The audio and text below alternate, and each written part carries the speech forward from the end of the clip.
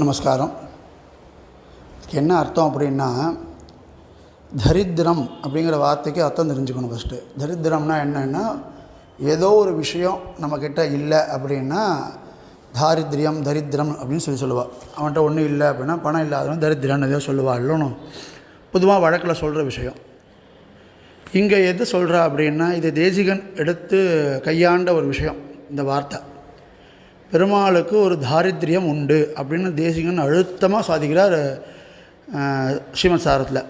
என்ன தாரித்ரியம் இருக்குது அப்படின்னு கேட்டால், தனக்கு சமமானவனோ தனக்கு மேம்பட்டவனோ அவனுக்கு இல்லை.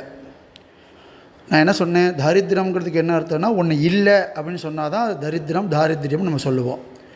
பெருமாளுக்கு என்ன இல்லை அப்படின்னு கேட்டேன்னா, அவனுக்கு சமமானவனும் கிடையாது, அவனுக்கு மேம்பட்டவனும் கிடையாது. ஸோ இப்படி தனக்கு சமமானவன் மேம்பட்டவன் ஒன்று இல்லாத ஒரு தாரித்தியத்தை உடையவன் தான் பெருமாள்.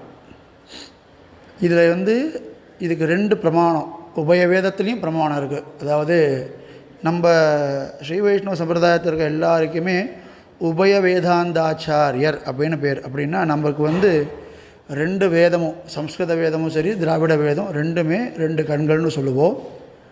அதில் சம்ஸ்கிருத வேதத்துக்கு விட்டுட்டு தமிழ் வேதத்தையோ இல்லை தமிழ் வேதத்தை விட்டு சம்ஸ்கிருத வேதத்தை மட்டும் நம்ம கொண்டாடுறதில்லை. ரெண்டையும் சமானமாக கொண்டாடுறோம். இன்னும் சொல்லப்போனால் சம்ஸ்கிருத வேதத்தோட ஒரு படி மேலே திராவிட வேதம் சொல்லப்படுற திருவாய்மொழி முதலான அருளி செயல்களுக்கு நம்ம ரொம்ப இம்பார்ட்டன்ஸ் கொடுக்குறவா. நம்ம அதில் வேதத்தில் ந தத் சமச்ச அபியதிகட்ச திருஷ்யதே அப்படின்னு ஒரு உபனிஷத்து வாக்கியம். அப்படின்னா நத் சமச்ச அப்படின்னா தனக்கு சமமானவனோ, அப்பியதிகச்ச தனக்கு மேம்பட்டவனோ இல்லாதவன் ந திருஷ்யதே அவனுக்கு இல்லை அப்படிங்கிறது. அதுவும் இதையே ஆழ்வார் அழகாக ருசிகரமாக ஒரு வார்த்தையோட இப்போது ஸ்ரீமான் நாராயண சுவாமி சொன்ன மாதிரி, ஒத்தார் மிக்கார் இளையாய மாமாயா அப்படின்னு திருவாய்மொழியில் சாதிக்கிறார்.